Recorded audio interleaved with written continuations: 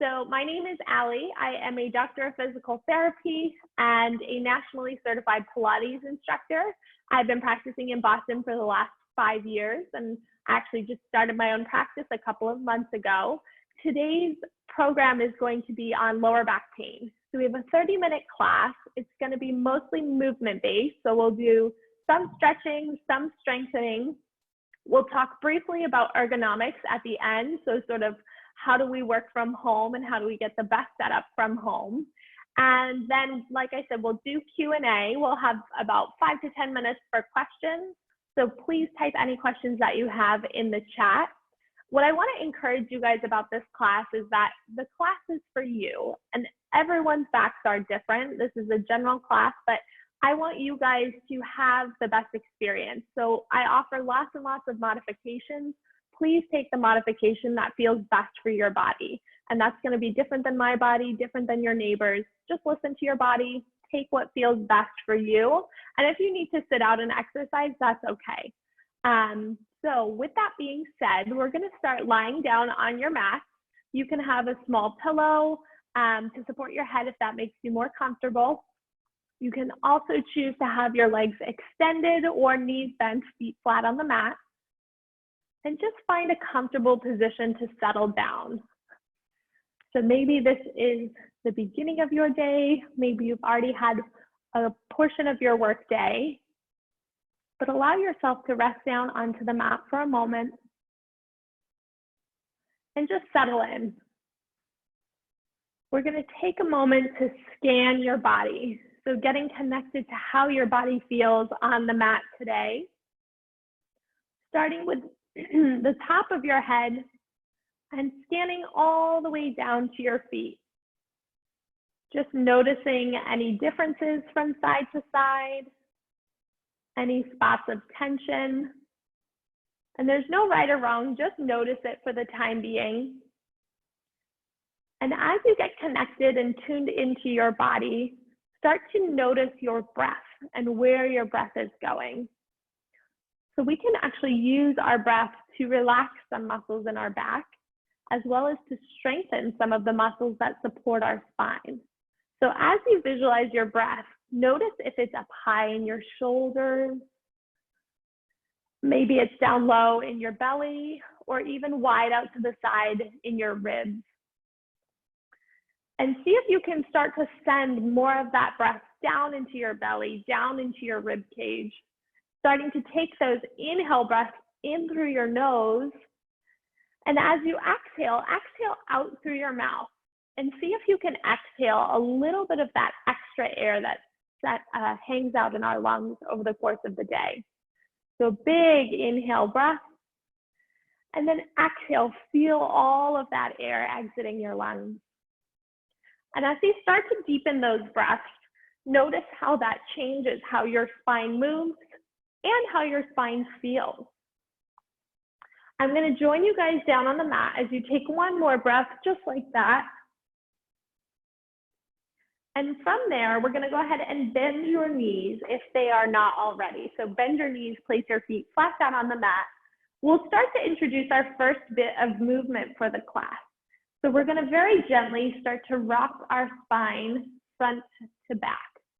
So this is a pelvic tilt, and if you can imagine the space underneath your lower back, you're just closing that space and then opening that space, closing that space and opening.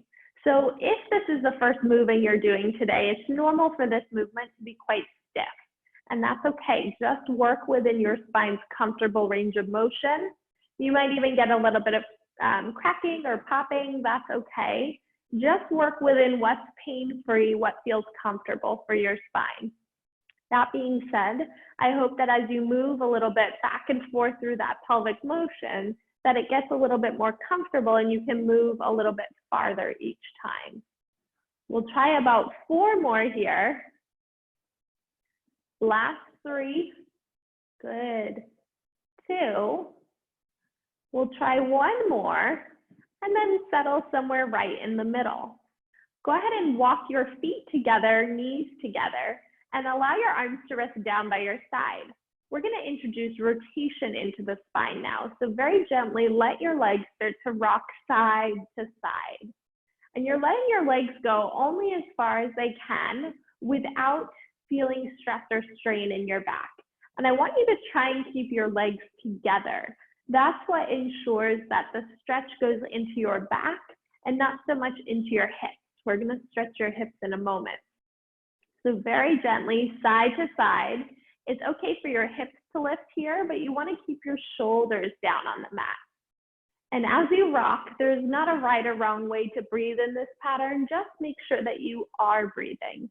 So sometimes we hold our breaths in times of stress, or if we're feeling a little apprehensive about moving our spine, allow yourself to just breathe here. We'll do 2 more. And last time, settle somewhere right in the middle. Excellent. So from here, separate your feet about hip distance apart. We're going to go into our first strength exercise of the class, which is an exercise for our glutes, our hip muscles. And our glutes provide a big support for our spine when we bend over, when we pick things up, even when we're walking and going up and down stairs. So we're going to start by pressing our arms into the floor, lifting the hips up to the ceiling. Now, sometimes right away, you'll feel a little pressure in your lower back. If that's the case, draw your rib cage down and bring your hands to your glutes, your butt muscles, to make sure that they are actually working. They should be the primary mover in this exercise.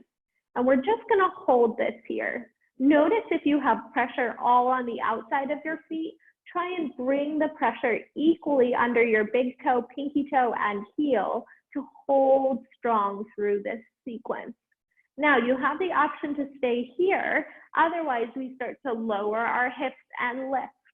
Lower our hips and lift. So nice and easy, up and down, pressing through the whole foot. I'm going to come up to take a quick peek at form. You guys can continue there to work through that series. Very good. Subbu, see if you can bring your feet in a little bit closer. Rachel, those look beautiful. Mehek, see if you can walk your feet a little closer to one another, so more narrow. There you go. Good. Excellent. Nice form, Sanjay. We'll try 2 more like that. And last time, drop your hips down. Now, for those of you who've taken my class before, feel more comfortable with a challenge in the bridge position, we're going to do a little single leg series. If this is new for you, I recommend doing a second set of the double leg bridges. So we're going to lift to that double leg bridge. You have the option to stay here. Otherwise, keeping your pelvis level and flat, bring the right leg to tabletop. From here, without moving your left hip, bend the right knee into your chest and then push it away. Bend the right knee in, push it away. So you're working to try and keep your hips still while your leg moves sort of independently from the rest of your body. Chances are your right hip has started to dip to the floor. Can you lift it up a little bit higher? We'll try 1 more on that side. Place it back down. Drop your hips down. Take a moment to reset. And then we lift the hips back up, pause and hold. Bring the left leg to tabletop. Same thing, second side. So you're pulling that left knee in, pressing it out. Pulling it in, pressing it out. Keeping the left hip lifted at the same height as your right. So holding strong, stable energy in your right glute. We go for 2. And 1 more time. Bend that knee in, place your foot down, drop your hips down. Nice work, guys. So we just worked to strengthen and stabilize the back side of our body. We're going to work into the front side next with our core. So we're going to start with the right knee in towards your chest and the left leg out long. If this feels like pressure in your back, you can lift your left leg up a little bit higher. If it feels really easy, you can lower it down. Now, if you've been taking my class before and you want to progress this exercise, you're going to lift the head, neck, and shoulders up. So this gives you a nice view of your pelvis. Keep an eye on your pelvis, and we're going to start to switch the legs in space. And the reason I say to watch here is because this is an exercise of stability for the spine, meaning your spine should not be moving as you move your legs. And that's where the challenge comes in for your core. We stretch, stretch, stretch for 4, 3, 2, last time. Now pause here. You can rest your head down for just a moment. We're going to progress to scissors with straight legs. If this feels like too much, go back to the bent knee. So you're either holding behind your knee on the right or up as high as the ankle and stretching the left leg out long. Again, you can curl the head, neck, and shoulders up and switch the legs. So same idea here, except now we're getting a little bigger stretch through our hamstrings through the backside of our body. I should still be able to balance a teacup right on your navel because your trunk is nice and steady as you move your legs.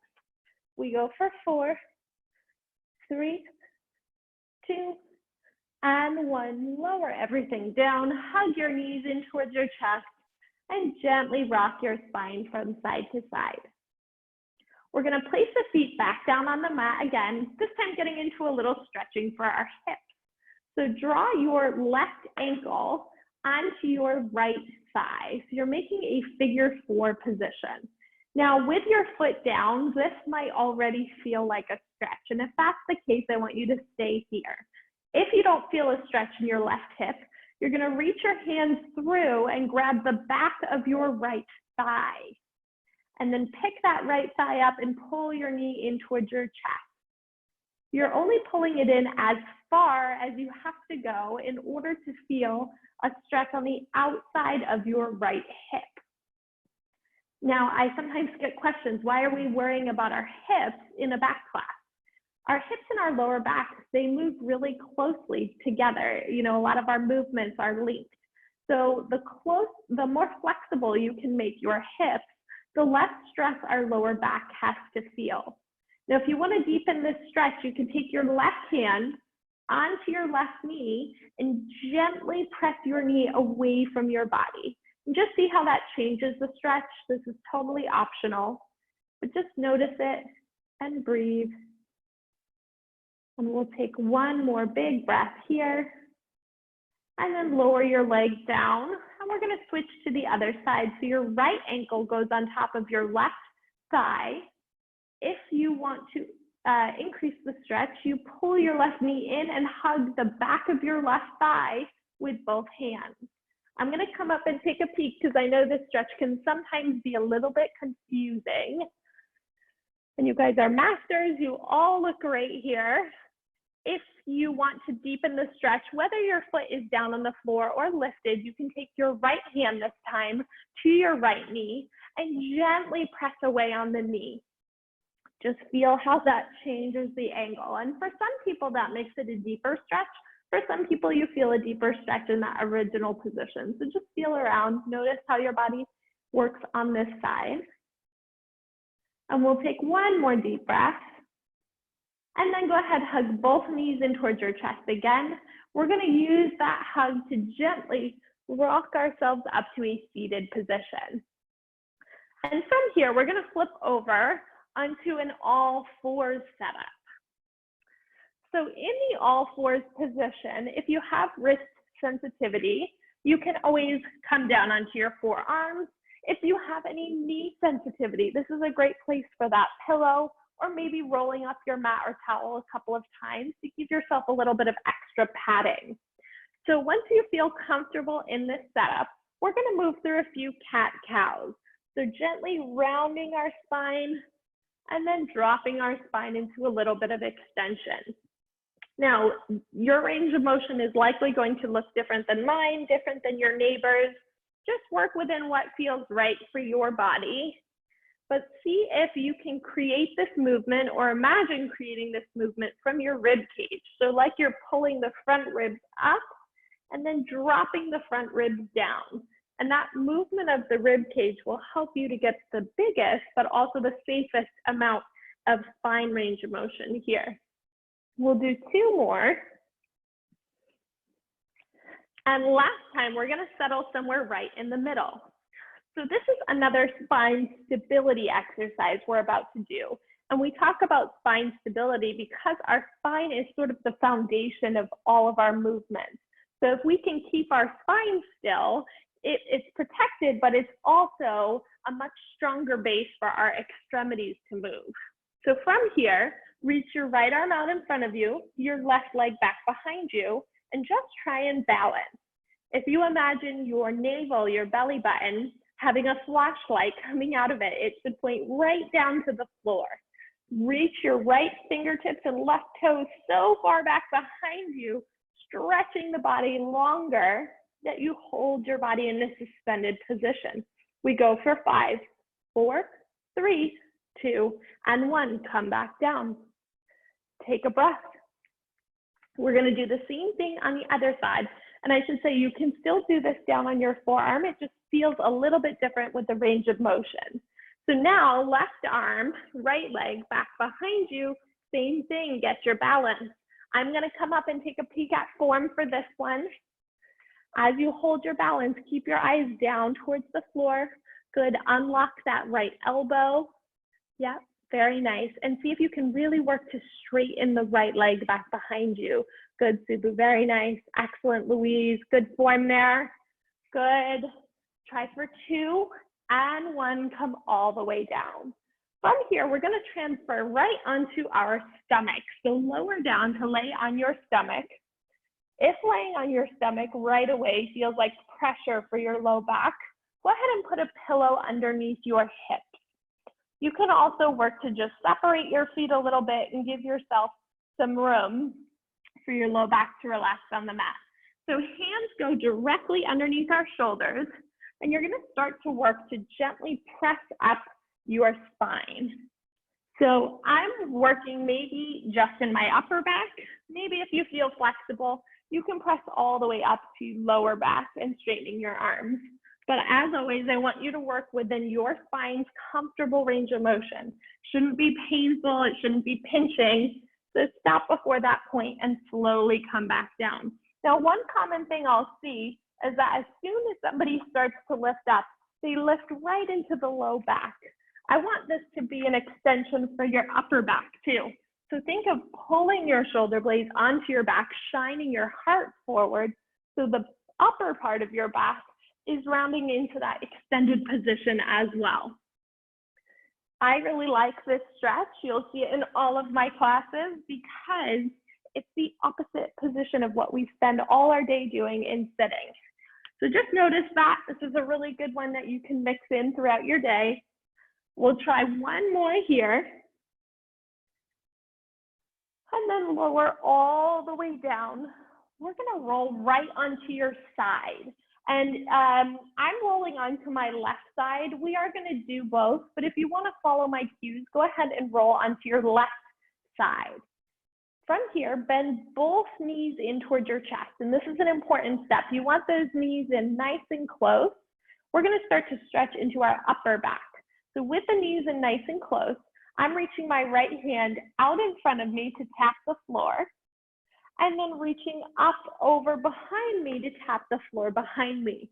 And you might not get all the way to the floor. That's okay. This is a stretch for your upper back in rotation. If you have any shoulder sensitivity, you can always bend your elbow and just work to rotate your chest down and your chest open. It's actually the same stretch because this is really meant to target your upper back. The shoulder is just sort of an added benefit. If it feels painful on your lower back, bend your knees in even closer. That's what keeps the stretch focused to our upper back. And just allow yourself to breathe here. We're going to do about 3 more. Almost there, guys. Beautiful. Last 2, and you can just gently follow that hand with your eyes. And one more time. Good. Okay. So before we do the other side, we've got a little strength exercise here. So you're going to prop up onto your left elbow. My left elbow is right underneath my left shoulder. So double check. If it's really far away, this exercise is going to be hard. So bring the shoulder underneath, shoulder over your elbow. And then you're going to bring your knees back in line with your hips. and straighten your top leg. So in this case, my right leg. Okay, so from here, you're gonna lift up into a modified side plank. So my top foot is down, but my hips are off the mat. And if you were looking in your camera, if you can see yourself or a mirror, you'll see a straight line from your shoulder, hip to knee. Now, we're working on a side plank here to strengthen our side body. So we've strengthened the front, we've strengthened the back. Our side body is what helps to support us during twisting movements, sideways movements. So if you feel like this is already quite challenging, I want you to stay here. Otherwise, we're gonna start to lift and lower the top leg. And that top leg is really meant to just give us some instability in this plank. You'll notice maybe that your bottom hip wants to bounce up and down. You're actually trying to keep that bottom hip totally still while you move the top leg. We'll do 3 more, 2, 1 more time. Bend both of your knees, drop your hips down, and come up to a seated position sitting on your left hip. Now, if sitting on your hip like this does not feel good for your hips or knees, either add a pillow or you can just come to a diamond sit position. Either is fine. From this position, now we're going to go back to a little bit of stretching. So we've stretched forward, we've stretched backwards, and we've stretched rotating. We're going to go now stretching sideways. So plant your left hand down. You're going to reach your right arm up and over to stretch the right side of the body. And then we just kind of windmill our arms up and over, finding this gentle side stretch in both directions here. And again, this is working within what feels comfortable for your spine. Maybe it's much smaller movement, and that's okay. And you can bend your elbows here if you feel like your shoulders are getting sensitive. We'll try 2 more. And then pause the next time your left hand is on the floor. From here, this is kind of a funny movement. You're gonna rotate down to place your right hand on the floor as well. So I'm in this slightly twisted position with both hands on the floor, my chest is pointing down. Just for 3 repetitions, I'm gonna bend my elbows and then push them away like I'm doing a push-up. The push away is actually the important part of this exercise. Now, if this feels like too much for your back, you can always just hold that side stretch. But hopefully you feel that as you push away from the floor, you get a little deeper stretch in your upper back. 1 more time there. And then return the arm open, lift up, and come back to your seated position. Nice job there, guys. So we have the other side. We're gonna spin the legs around, this time lying down on your right side. So you can bend your knees in nice and close towards your chest. Let your head rest down on your arm, and then reach your left arm out in front of you and rotate it up and over behind.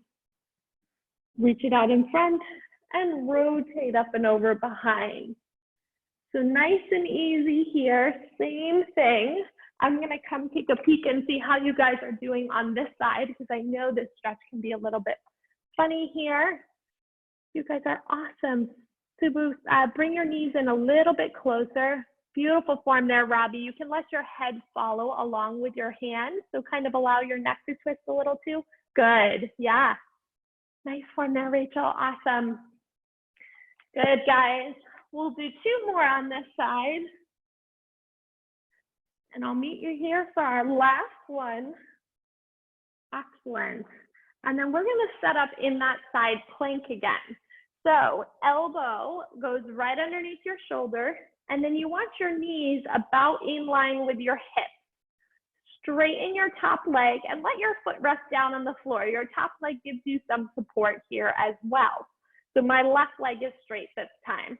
Now I'm gonna lift my hips up and just hold here. Shoulders are stacked, hips are stacked. You should feel the work in the right core. Again, you can just hold this position or start to lift and lower that outside leg. And yes, the outside leg is doing a little bit of work to lift and lower, but it's actually your bottom leg and bottom core that has to do all the work to try and keep you steady in that plank position. We go for 4, 3, 2, last time, drop the hips down, press yourself on up to that seated position. We've got our side bending and we're almost done. So this time the right hand goes down onto the floor. Reach your left arm up and over and arc that left side spine open. And then we windmill the arms up and over. So as you stretch in this side bending position, it's important to try and keep your spine up nice and tall. So as we start to get tired, maybe we start to bend forward, that compression with our spine is sometimes what gives us back pain. So we want to keep our spine up nice and tall as we stretch here. 2 more. And then pause when the right hand is down on the floor. You're going to rotate to reach the left hand down to the floor. And optional, add in those mini push-ups where you bend down, press your chest away. Bend down and press the chest away. 2 more here. Good, guys. 1 more time. And then come back all the way up and over. Awesome, awesome job, guys. So you can stay down on your mat. I'm going to pull out my chair. And we'll talk just for a moment about what should your low back look like when you are sitting. So if I were sitting in my desk chair here, this chair is far too deep for me. So to use the backrest, I really end up quite slumpy. And your goal is to have about a 90-degree angle at your knees and a 90-degree angle at your hips. At the same time, you want your low back to try and have as much of a natural curve as it might when you're standing. So here, my back is quite slumpy. I have to work to lift my pelvis up to get that natural curve of the low back. And this is something that is tricky for a lot of people, especially if your back is stiff. Hopefully after this class, you find it's a little bit easier. So for me, this would be a lot of work to maintain all day. I would actually add pillows to give my spine some support. I think it's unreasonable to expect our spines just hold themselves in perfect positions all day. So it's okay to use pillows or back support here once you find that setup. Now I'm going to come in a little closer so I can talk to you guys. What I hope though that you take from this class is that your spines like to move. They don't like to be in one position all day long. And so even if you don't have time to do this whole program every day, I hope that you can take small bits, 1 or 2 of your favorite stretches, and mix them in throughout your day. So every hour or so, even if you can get in a minute or 2 of stretching, it will make a big impact on how your spine feels by the end of the day. Our spines, even if you were in the perfect position, if you spent all day in that position, they still might be a little bit cranky. They actually like to move.